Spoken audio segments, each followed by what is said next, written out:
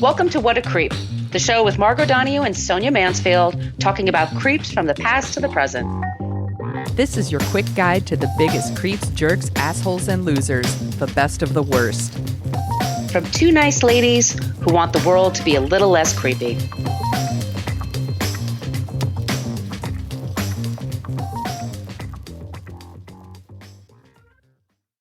Welcome back to What a Creep. This is Margot Donohue, and my cohort in creepitude, as always, is the amazing Sonia Mansfield. Hey, Sonia. Hello, my friend. Hello, my friend. We are the podcast that talks about creeps from the past to the present. Today, we are talking about a creepy event in rock and roll history. Let me make this clear. Buddy Holly is not a creep. We're not. People were very worried in the group. But just so you know, we're always looking for suggestions for creeps. And also at the end of the show, we always end it with somebody who is not a creep. So you leave feeling a little bit more elevated by the end of the show. And this time of year, people need this. Yes. And we got a really good one today. Yeah. Let me just give you all the socials. We do have a basic Facebook page, but we rarely check it. It's where people go to complain about our language. This is your big warning if you have kids in the car or whatever. We use salty language in this program. Shit, fuck, damn. That's right, Sonia. If you want to interact with us, we're much more interactive in our private Facebook group. You type in What a Creep podcast group and ask to join in Facebook. Can you tell it's Friday before Christmas? I have like Christmas-itis on my brain, Hanukkah-itis. If somebody would like to start Face Group, I would like to leave Facebook and join. No kidding. Please. We were just talking off the air. Yeah.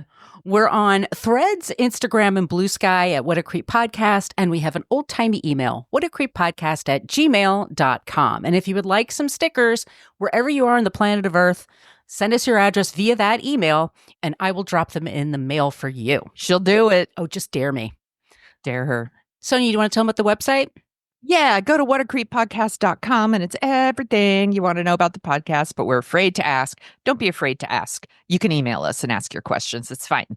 But if you go to that website, it has all this info about us, all of our past episodes. You can open up each of those little blog posts and it's got our show notes because we source everything we do. We're not making any of this up. We want to give people credit for the work they do. If you're looking for a deeper dive, fabulous place to start with those links. We also have a link to our merch shop where you could get our maybe next year t-shirts. They're in style again. Good God. Everything old is new again.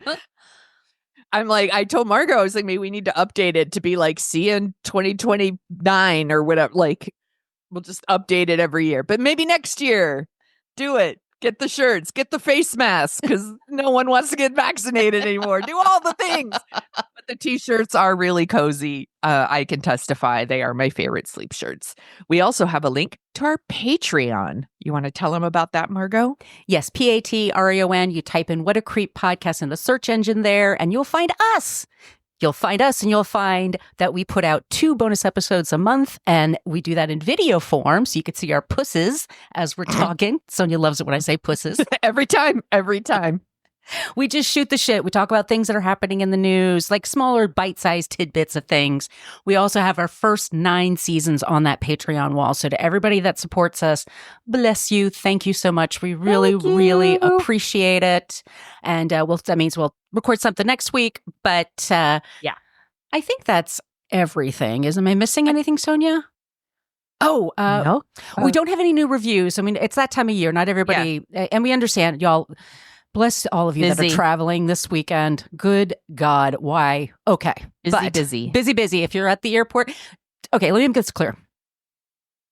Commercial aircraft travel is extremely safe. It's annoying. It might be late. But I know that the subject of what we're talking about today, if you're traveling and it's raising your anxiety, please remember this. We're talking about a charter plane in 1959. So calm your teeth. I didn't even think about that. I just thought of it because I knew people are traveling this weekend and they were going to fly. And then one of them told me, oh, right, we might have a government shutdown on top of everything, but also might have a snowstorm here on the East Coast. So anyway, all the other traveling, be safe, take your time. We're happy to keep you company. But just be safe and let's all get through this next whatever. Yeah, we're all, look, this time of year there's a lot of forced happiness. You take care of you, do the best you can, try to show people some grace. You don't know what people are going through. Traveling is stressful. Yes, AF. it is. So just keep it together. Keep it together. Family is stressful. Everything Yes. is. And we understand that. We go through it too. And just, we're here for you. I'm actually going to be on a podcast called These Are Their Stories, where they talk about Law and Order. Oh, I love Law and Order. Well, it's going to be on Christmas Day. And they said, this is for all of you that are hiding in the bathroom from your family. I was like, this is perfect. Yes. So I'm stealing that from them. If you're hiding from your family listening to us, welcome. Yep. We got you. We do got you. All right. Let's get to today's subject, Sonia. Let's do it. Let's do this stuff. First of all, what do you think of when you think of Buddy Holly? I think of the Weezer song. Yes, that's the best song. Really? No, I do love the Weezer song though. No, I think of American Pie, the day the music died, and also the movie starring Gary Busey, who is a world-known kook. We know that about him. He is such a great actor, and he's so good. He's so good in that movie. I just rewatched the movie this week, and he is so good. I couldn't go through La Bamba, where Isai Morales says, Richie! I do love Lou Diamond Phillips in that movie. I think everyone's great. Also everyone's really, really good in it. Yeah. Unfortunately, but I always think of the movie. Yeah. Yeah, and I mean, my dad was a big Buddy Holly fan. He wasn't a big rock person, but he actually saw Buddy Holly in Brooklyn in '58. Ooh. Yeah, that was one of his bragging points. So that's very cool. Buddy Holly is like the inspiration for the Beatles, the Stones. Like whenever you talk about classic rock guys, like they go back to Buddy Holly. And I'm always like, yeah, Buddy's cool. And then I start like listing how many Buddy Holly songs there are that I know. And I'm like, oh my God, he was 22 when he died? Yeah. He's just a baby. He was a baby and he was so gifted. So I also want to make sure, like, if this is your first time listening, we don't just... Also, Stone Cold Fox. He's fucking foxy, y'all. Yeah, I'm like, before we go any further, Fox, total Fox. He could have had all of this. All this. I wasn't born yet, but he was very sexy. Yes. We're going to be talking about all these men. Let me give you the introduction and then we'll get to today's show. The day the music died is a phrase coined by singer-songwriter Don McLean in 1971 for his 8.5-minute opus song, American Pie. It's a long one. 8.5 minutes. Don't pick that one for karaoke, y'all. Don't do it for karaoke, but if you're a DJ and you have a bathroom break, apparently that's one of the songs you put on because you could be gone forever. Yep. The tragic deaths of Buddy Holly, the Big Bopper, and Richie Valens on February 3rd, 1959 shocked the world and have been the subject of study for many decades. In this episode, I will discuss the lives of the men who lost their lives that night and the harsh realities of life on tour during the early days of rock and roll. Sources for this episode, Wikipedia, of course, Britannica, there's a video, KCCI, This Day in History, The Day and Weather of Fox News, All Things Cruising, that's not a gay site, which is fine, by the way, but it's not going to bring you what you want. A little disappointing, but yeah. Okay. There's this book called Buddy Life, A Life from Beginning to End, and wisconsinlife.org, and the trigger warning is, a plane crash. Mm-hmm. So where to begin with Buddy Holly? He was born Charles Hardin Holly, and it's Holley. Oh. September 7th, 1936 in Lubbock, Texas. He's born during the Depression. He's the youngest of 4 kids. He grew up in a Baptist family. That means they went to church every Sunday. You're not supposed to drink. You're not supposed to fool around. You're not supposed to smoke. Boring. He did all those things, by the way. So he packed a lot in his 22 years. So God bless him for that. But he was an early adapter to music. His parents gave him music lessons, and he went from the piano to the guitar. And then he listened to church music, and gospel. But he really got into country music and then sort of like the hillbilly rock thing.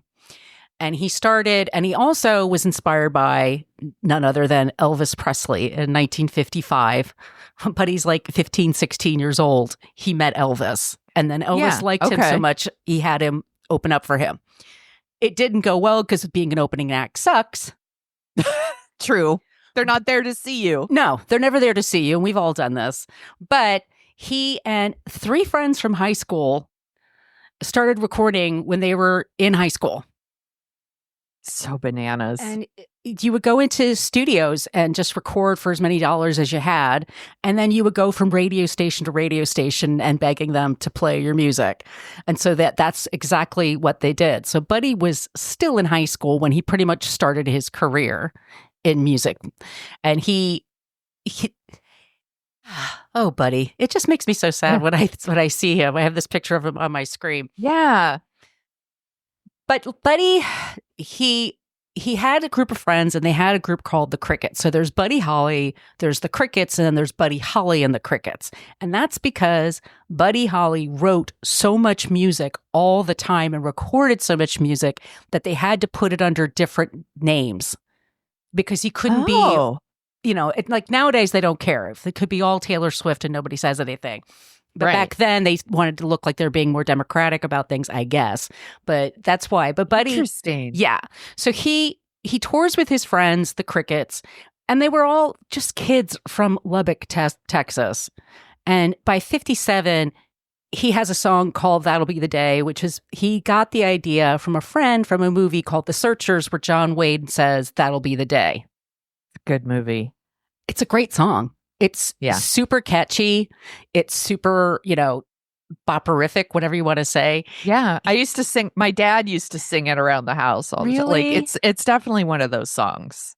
Like that I feel like everybody knows that, but maybe they don't because I'm just old. But like, it's like this land is your land. Yeah. Like everybody know. I feel like everybody knows these songs, but other song was Peggy Sue, which was also a big hit. He goes on the Ed Sullivan Show. When you go on the Ed Sullivan Show, your career blows up, meaning good thing. They become super famous. While he's in New York, he's at his manager's office, and he meets a woman, Maria Elena Santiago. This is 1958. Once again, he's 22. It's June of 58, and he meets Maria, and he instantly is smitten with her. She's like the office. She's from Puerto Rico. She's living with her aunt in Brooklyn, and she's working at this as a secretary at the office. And Buddy's like in the lobby with his friends, and he's flirting with her, and he gets her number. She agrees to go out with him. That night, he asks her to marry him. He says, "I'm going to marry you." And 2 months later, they get married. He brings her to Texas. Fast mover. Yeah. Buddy Holly was a total fast mover. He was completely smitten and in love, smitten kitten, and is in love with her. So he is changing his sound. He's already thinking ahead of Peggy Sue and everything else. Like he's always thinking, what do I want to do 3 years from now, 4 years from now, 5 years from now?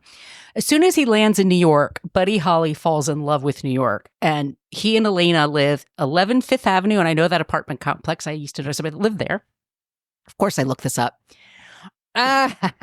He was obsessed with the village, Greenwich Village, and folk music and different kind of flamenco guitar. Like he was just completely absorbed with New York. But at the same time, Maria works for his manager, and Maria is a super smart chick and figures out that the manager's actually pocketing a lot of the money, and the band isn't getting. And Buddy's writing all these songs or co-writing all these songs. So he breaks up with the Crickets, and then he's going to just be a solo artist. He marries Maria. They're in Lubbock, Texas, and he needs to make some money because a few months after they're married, she becomes pregnant. And so they need to make some money. Like one does. Yeah. So they go, he's asked to go, it's called a winter dance party, and it's a tour. Touring touring sucks. From what we've talked about Taylor Swift, and like she has a private jet and what it's like to tour and all the trucks and everything that's involved. In early rock and roll, musicians didn't have like a tour bus. They had buses like a school bus. Yeah. So it wasn't decked out with anything. And if the buses were like anything when I was growing up, did you ever take the bus? Yeah. Yeah. I I took hated the it. school bus. Yeah. I mean, my kid still takes a school bus. Calvin takes a school bus. Like, school buses are not comfortable. No. Buddy, and he was traveling with the Big Bopper, Dion and the Belmonts, and Richie Valens. And Buddy, so they're on these buses that are just, they're supposed to be school buses, and they're not meant to be driven for hundreds of miles. You know, they're normally, they're around just to take kids around a city or to the country or whatever, like to bring them to the school. So they're driving these buses that are barely working toilets, no heat, no air conditioning. You know, they're jacked up. They have holes in the floor.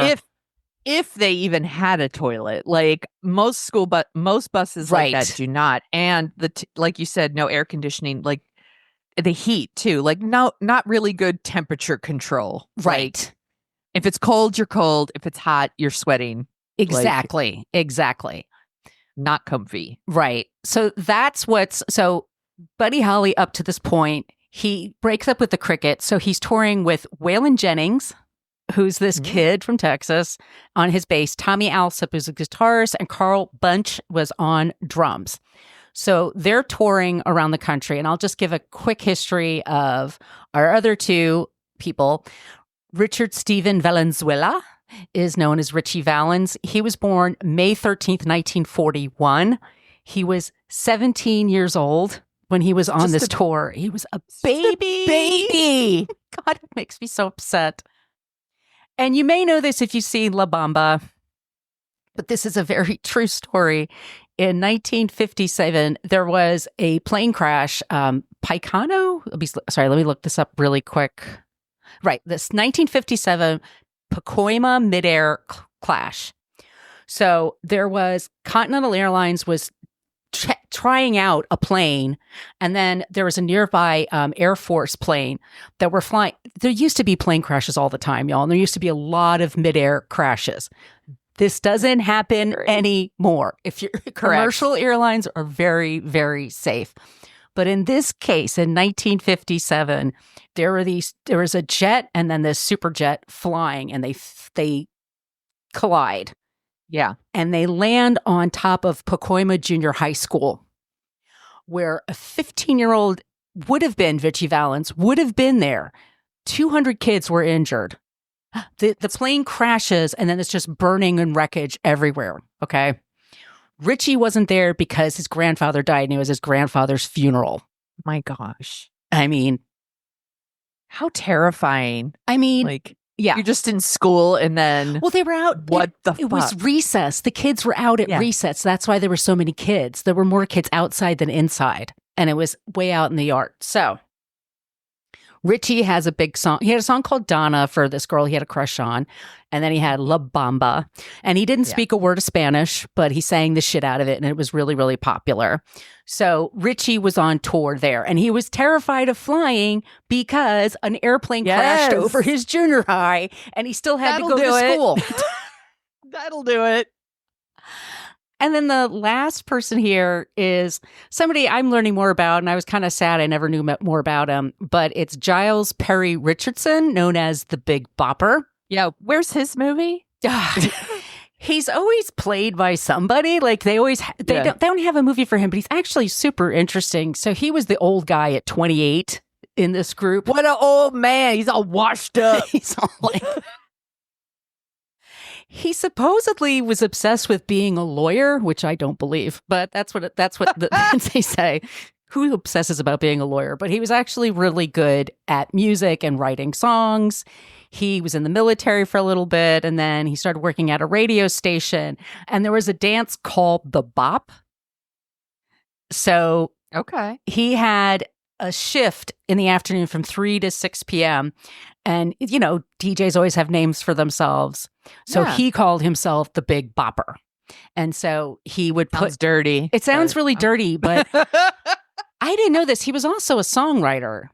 And he wrote songs for George Jones, White Lightning, Running Bear, Johnny Preston. Chantilly Lace which is the catchiest fucking song you'll ever hear in your goddamn life. It is so cute. Red Riding Hood, he was a very talented songwriter and also had big ideas of like wanting to work not just in country or pop or rock. He wanted to kind of expand. Little Red Riding Hood was the song. Sorry. So all these people are on tour. So there's this tour and it's going through the Midwest and it's 1959, January, February, March, 1959. No, sorry, January into February, 1959. It's 24 cities and 24 days. It's like a Lollapalooza.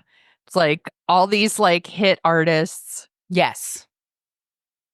Joining forces to play big shows. Exactly. Yes. And the stage, America's not ready for this. Like rock was very young. It was still like they're figuring out like what it is, where to put it. Because all these kids are going crazy for these records. They're like buying them like crazy. So these buses are driving hundreds of miles and it makes no sense where they're going. We have freeways and highways now that connect the states, interstates that connect things. It wasn't as well developed then. And especially, we're talking, if you're not familiar, the upper part of the U.S., central to western U.S., like Wisconsin, Minnesota, North Dakota, South Dakota, these are very cold places. Mm-hmm. They make movies about how cold they are. They are dark and they are, you're hundreds of miles from the nearest city. So they're traveling in these buses and they have to carry their own gear. They don't have roadies. And they have you have a few days worth of clothes. They're doing their own laundry. They're doing their own everything. Right. And they're on these buses and they're traveling from city to city and it takes like 8 to 10 hours just to drive. And then you get to the hotel, you get a quick shower or something, and then you got to get to the gigs. And then there's like 5 or 6 people on the bill. So you don't get off stage till like midnight or 1 a.m. And then a lot of times you just have to get back on that bus and go to the next city and hope to get a nap the next day. Yeah.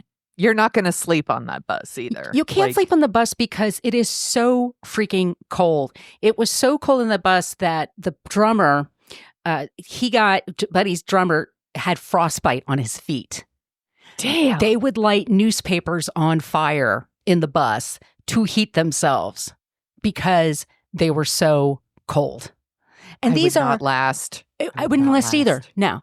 And these are very famous people. These are very successful, famous musicians, and they're just hoofing it from town to town to town. And Buddy is exhausted. And Buddy has never been away from his wife for very long. They hadn't even known each other a year at this point. Maybe like 6-7 months. They meet, they get married, she's pregnant, he's now on the road, he's trying to make some money, he's trying to think of the next thing he wants to do. They want to be able to afford to buy an apartment in New York, and he's just so tired and they're all so sick. So Buddy finally breaks and says that after this gig that they had in Iowa, Clear Lake, he's at the Surf Ballroom where they play once again till like 12:30, and afterwards they have meet and greets, like they have with the fans. So Buddy says, fuck this. I'm gonna get a plane to North Dakota, Fargo, North Dakota, because they're going to Moorhead, Minnesota. And he's like, I'm going to go. I want to be able to go to the hotel. I want to take a nap and wash my clothes because I stink. And it's $36 a person, which is like $300 a person. But so they're all he was going to bring his whole band. Okay. But Richie, first we'll go to the Big Bopper. He had the flu. He was very, very sick. So the drummer gave him his seat. And then, the Bopper and Richie Valens, they both were sick. The Bopper had the flu. Richie Valens had some kind of bad cold. By the way, he's from California. He's from Southern California. This kid doesn't know snow. I'm such a California girl, let me tell you. We're not prepared for that shit. Well, also just the clothing of the time. There's no Gore-Tex or any kind of breathable clothes or any kind of that stuff. Like, you're just carrying this shit with you everywhere you go. Ugh. So the Big Bopper manages to switch with the drummer and get his seat, the one who had frostbite, by the way. So he gets his seat, and then Richie Valens flips for, Waylon Jennings gets his seat. Wow. Big Bopper's seat. Waylon Jennings gives up his seat for the Big Bopper. Richie Valens and the guitarist flip for the other seat. And Richie was terrified of flying because, once again, a plane crashed outside of school 2 years before. He was so sick and just wanted to get to the next place that he said, I want that seat. And so they said, well, let's flip for it. Yeah. So they flip a coin, and Richie calls heads, and it's heads. So Richie gets in the plane. So it's the Big Bopper, Buddy Holly, and Richie Havens, and their 21-year-old pilot, Roger. 21. Roger Peterson. He was 21 years old. He had been flying for 4 years. He was a flight instructor.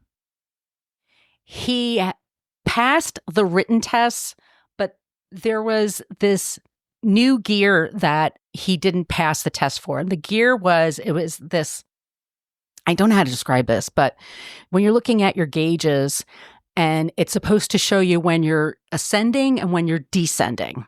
Okay. And they had switched out it was a new dashboard. So he probably thought he was ascending when he was actually heading straight for the ground. Oh my God. So it's like 12:30 in the morning, and they're leaving the airport, and it's Clear Lake, Iowa. And as they are leaving, the snow starts coming down, and they don't know that a massive storm is coming through. Now, a pilot should be able to handle, and they would never take the gig if they didn't think they can handle it, because you're going to kill yourself in the process, right? Nobody's like, I'm going to take the gig and hope I don't crash the plane. No, yeah. And he understands these are big stars that he's with. But what probably happened is that his visibility was greatly diminished. Like, as soon as he hit the sky, it was just black.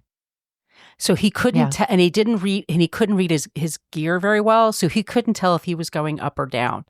So basically, to get away from this storm, he thought he was going to aim up over the storm. Instead, he went straight to the ground.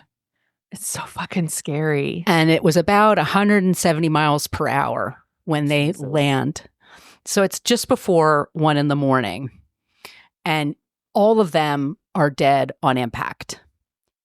The tower that was watching lost sight of them, so they were sending out signals, but they're way out in the middle of nowhere. I mean, it was deserted. So their bodies weren't found until the next morning.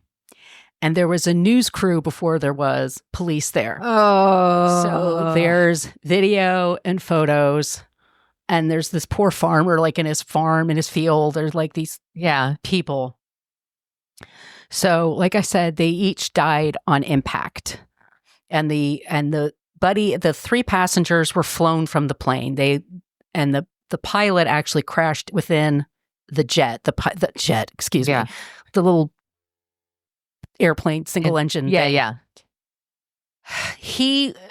So the Big Bopper was about 40 feet away, and I'm sorry, I don't know meters. And Buddy and Richie were about 17 feet away from it. So they're gone, and it's huge national mourning going on. Yeah. And it's what a lot of people kind of wake up to, this kind of news. And a 13-year-old kid named Don McLean delivers newspapers, and he lives up in Syracuse, New York. And one morning, on February 3rd, 1959, the newspapers were covered in twine, and you had to cut it and then he would throw the paper. There was a thing called paper out, people. And they put children in bicycles and had them just ride around and just throw newspapers in people's lawns. That's how he found out that Buddy Holly died. And he was a huge Buddy Holly fan. When this also happened, nobody had contacted the families. That was not a policy. My God. So Maria, all of their families found out by watching the news, by hearing about it on the radio, That's so sad. Richie's mother passed out. You saw the movie, then Isai Morales screams. Buddy's wife, Maria, was so upset. She not only miscarried, but she couldn't even attend her husband's funeral because she blamed herself. Because she said, if I were with him, he would never have gone on that plane. Because she was like the super serious. I know. How do you live with that? I mean, it's not your fault at all. It's not. It's nothing near your fault. So there have been rumors over the years because they're like, well, what exactly happened? And like I said, like no one can know for sure, but it's a snowstorm. You have a very young person, you know, he had 700 hours of flight training, but like I said, he could, it's very similar to JFK Jr. Like he had to be able to navigate with just the gear. And if you're not very adept at it, anything can go wrong. But there were rumors they found Buddy had a pistol with him because he's Texan. Of course he does. They issued that to you, as soon as you graduate high school, they give you a diploma and a gun. But he's got his pistol. So they found his gun somewhere around the plane crash area. So then rumors started going around. Did somebody shoot someone on the plane and that's why the plane went down? No, I seriously doubt that. Which is stupid and ridiculous. It's not what happened. So believe it or not, the Big Bopper's son actually had his dad's body exhumed so that they could because they were also saying, why was Big Bopper like 20, 30 feet away from Buddy and Richie? And some people thought he might have survived the crash and was going to get help and then collapsed. Oh. And so there was that, and there was the rumors about the gun. And so the Bopper's son was like, Giles' son, was like, this doesn't seem... They were going to move his grave anyway to be next to his mother. So okay. They exhumed his body, and it was in pretty much pristine condition for, what he'd been through. Yeah. But the doctors had looked at him and said he had broken every bone in his body. Like, oh man, all of them so awful. Were decimated. He was only identified by his fingerprints. Jesus. Buddy was identified, and Richie were identified by their clothes. It's awful. It's terrible. So the families were not told. So they all found out through the media. And so Maria, who married a few years later, had a couple of kids, and then that marriage didn't work out. And she's still with us, and she's still alive, and she's still very protective of the Buddy Holly name. Hi, Maria, if you're listening, I'm being very respectful because I appreciate you and I get you. But it was an accident. It just was a bad set of circumstances that wouldn't happen now. Right. But, they became this like sad, and then we get into the 60s. And then, rock and roll has its own like revolutions and things like that. And 1971, when Don McLean puts out the song, first of all, an 8.5-minute song just doesn't really exist on pop radio. Classic rock, classical, jazz, non-vocals, sure. But a song like this, but he had so beautifully, I mean, I get sick of the song too, believe me. But if you think of it, it is pretty poetic and amazing. It is, absolutely. And it really kind of renewed interest in Buddy Holly. And so they started playing his music again. And so classic rock was kind of invented with this. And then they made the movie with Gary Busey. They made La Bamba. Unfortunately, they've never made one about the Big Bopper, but he was a very talented man and very interesting man. Also, all of them, except Richie was 17, but they were all married and had kids or had a kid coming along the way. So they all left families behind. The Bopper's wife was pregnant, 7 months pregnant when he died. It's awful. So how do I end this? The music is really amazing and wonderful. It's such a sad story. And it's also I guess the creep factor here is that they weren't thoughtful about how they planned these kinds of tours. Right. And they didn't give people, I don't know. It was just like what's the right way of putting it? It's like the machine of it. It's like, you will go to the next town and you will no breathing room, no thought. No days off. Yeah, no comfort, no like rest your voice, No. nothing. Like I'm not even convinced touring's changed that much. And like maybe it has. I mean, Taylor Swift does have her private jet, and then people shit on her for having it, and I was like, fuck off. Like, if I was that rich, I would also. Yeah, frankly, yeah. And like the tour that she's doing is so massive, but you look at things like a Lollapalooza or Mhm. Warped Tour or something that travel city to city. They also are taking the big tour buses and all that. And there's been tour bus crashes too. Absolutely. And there's been plane crashes too. Patsy Yeah. Cline, Leonard Skinner, Otis Redding. I mean, Yeah. the list goes on and on and on. I mean, it's mostly a very safe way to travel, and charter, everything is much better now. This is like 65 years ago, so you don't have to worry too much about it. But that's our creep story today. Merry Christmas, everybody. The day the music died, February 3rd, 1959. Good job, my friend. Thank you. Know a lot. I didn't know a lot of that, and I've seen the movies, so you did a really good job. Thanks, my friend. And it's so sad. It is. It's just they're so young. I mean, that's the thing. Like we grew up knowing this story, so you don't have any context for it. And then I'm an adult. Like, he was 22 when he died. Like, what he could have done had he lived. He was just a baby. He was going to take acting classes. He had all these plans. Like they all had all these plans, all these dreams, and they were all incredible people. It's so sad. Yeah. Sorry. That's okay. I have a good non-creep for us, y'all. Please go.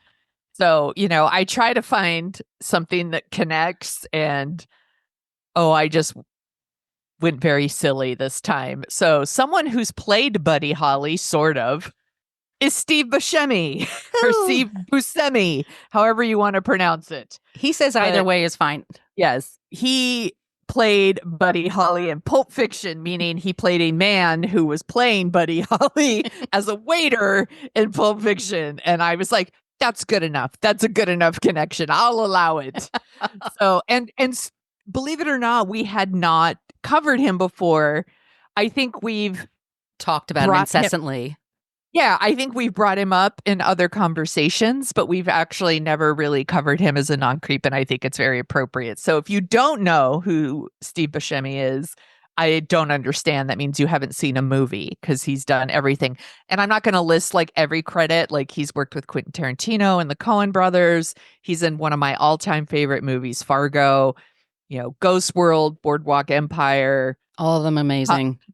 Con Air, Armageddon, Trees Lounge, which he directed.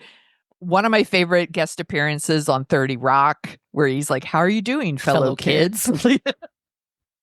He dressed up like that for Halloween, by the way. Yes, I live in Brooklyn. It was in I was going to get to it. Like, I love that he did that and was like, dressed up as the fellow kid, the private investigator undercover. How are you doing, fellow kids? He shows up in Adam Sandler movies. He's always so funny in them. Like, we're just big fans. He was born Stephen Vincent Buscemi, December 13th, 1957. Happy belated birthday, my friend. Happy birthday. Born in Brooklyn, New York. His parents, Dorothy and John. His father was a sanitation worker. He served in the Korean War, and his mother was a hostess at Howard Johnson's. Remember those? I loved those places. I remember. I love me a diner. Yeah. And 1977, he actually took the New York City firefighter exam, and he joined Engine Company 55. He was fighting fires for like 4 years. At the same time, he was also like secretly taking acting classes, and he was like doing a little stand-up and things like that too. And he did a ton of TV and movies. I listed them. We all know who he is. But I think the reason we all know he's not a creep is after the attacks on September 11th, he returned to his old firehouse to volunteer, and he worked 12-hour shifts. Oh my God. For a week, digging through the rubble to search for missing people.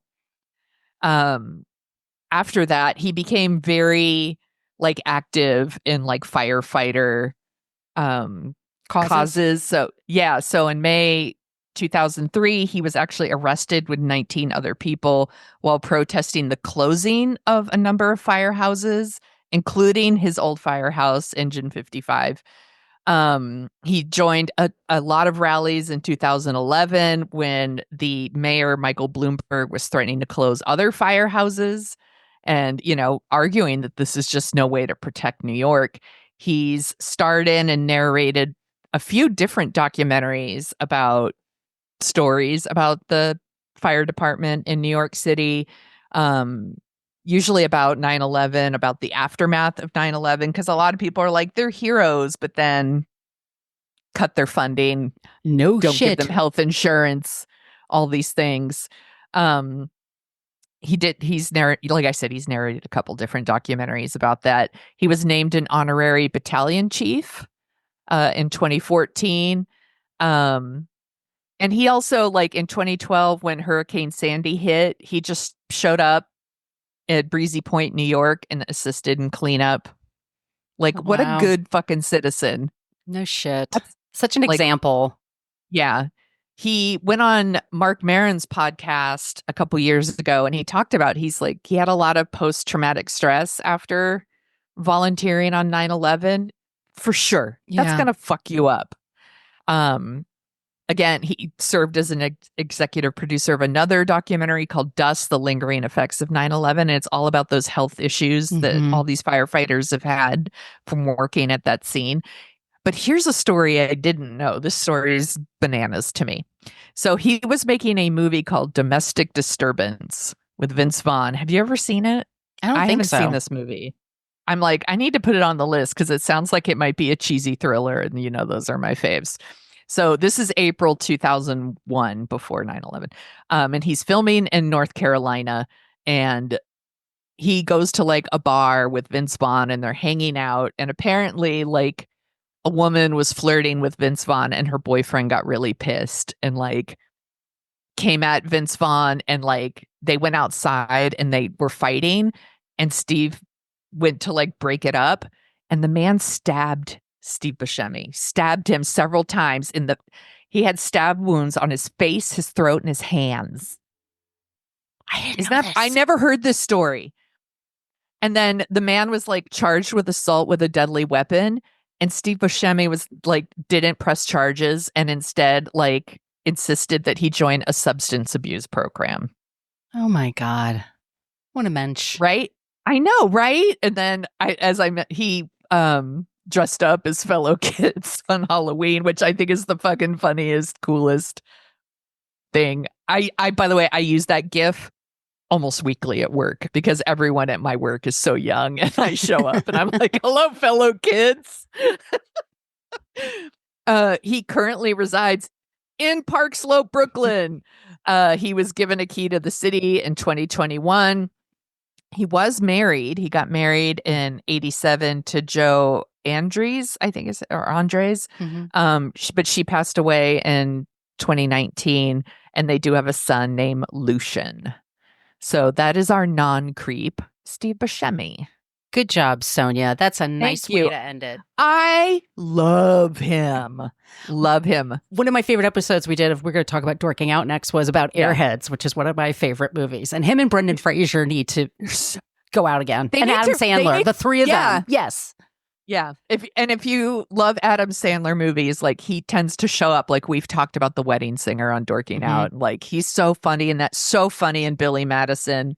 Like he has a very good sense of humor about himself. Like he did mention that like people were doing the meme where they were putting like Steve Buscemi's eyes on other people. And he's like, I didn't really like that one, but my wife thinks it's hilarious. Well, the story about Fargo is he told the Coen brothers when they were talking about his character, like, are you going to give me like a big, because they keep talking about he's a funny looking guy.